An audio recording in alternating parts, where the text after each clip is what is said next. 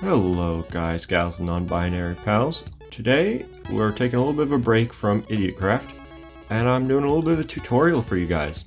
So what we're going to be doing today is I'm going to be showing you how to create various vertical piston extenders, and we're going to do the one wide tileable versions because those are just nice and relatively compact and easy to use.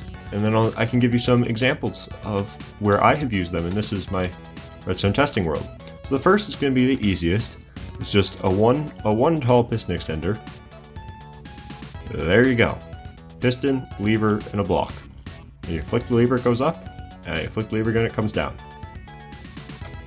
Most people should know this. If you don't know this, the rest of this video is not going to be useful to you. So make sure you know this. It's important. Next, however, we get to actual complicated stuff. To start, we're doing a double piston extender. I should probably explain what I'm doing. Got the double pistons, as the name implies, and the block you're trying to move.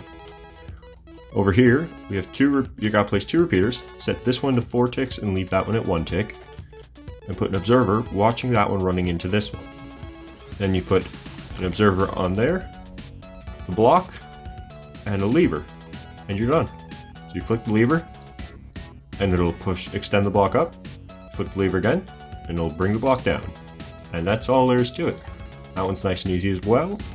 It's a beautiful compact design, and of course all of these designs I'll be showing you here today are tileable, so you can line them out next to each other and go on and on and on. So your next one is the triple piston extender. So as the name implies, triple, you get 3 pistons, and then of course the block you want to move. I'm just using blocks of iron, and I'm using this magenta wool here as my excess block, just purely a choice. It does not matter what block you use.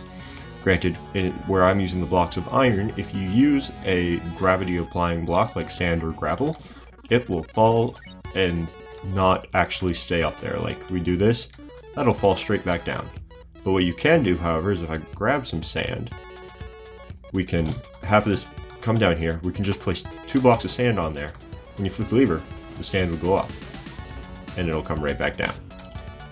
So you can do that, but you can't have it as the block you're moving.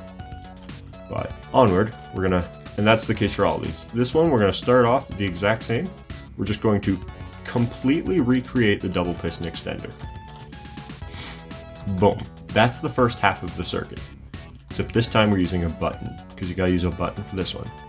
Then on this side, we'll come over here, we'll do an observer facing the bottom piston, and then an observer looking at the observer on the ground with a sticky piston on top of that, and then I'll break this momentarily, put an observer looking out, directing in to the block we're moving.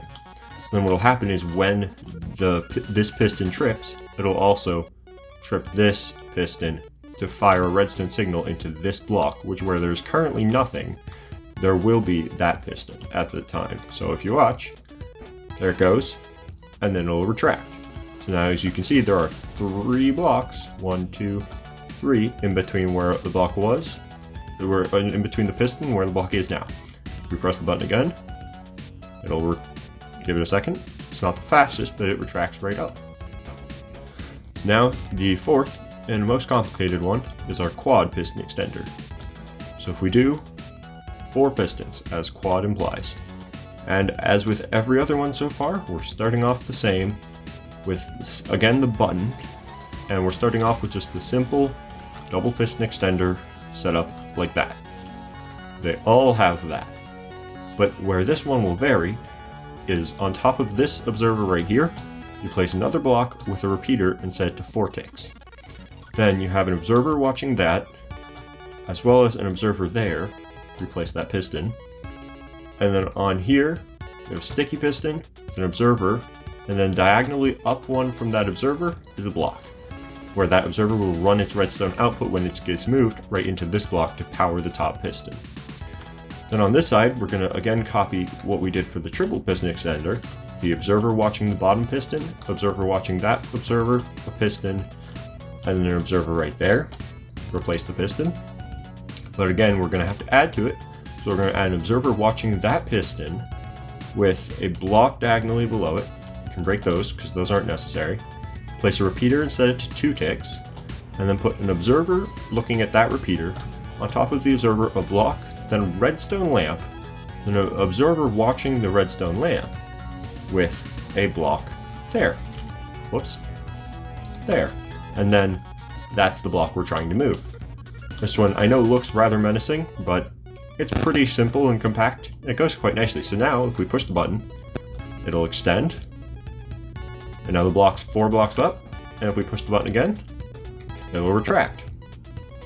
And to note for this is true for the quad piston extender, but not for the triple piston extender. This one you can use any button and it will work.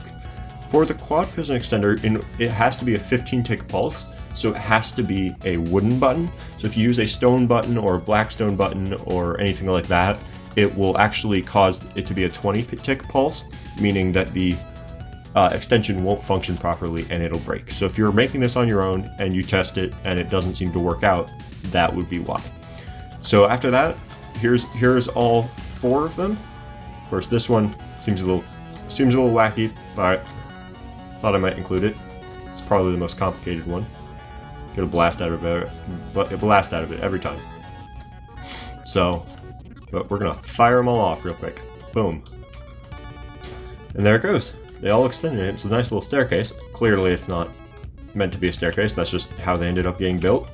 But I think I'm going to call it quits there, guys. So I hope you enjoyed. I hope this was helpful to you. I hope to see you all using redstone builds like these, and I intend to create some more tutorials for you guys in the future. But with that said, I'm going to ask you to leave a like and subscribe if you enjoyed, and I will see you around.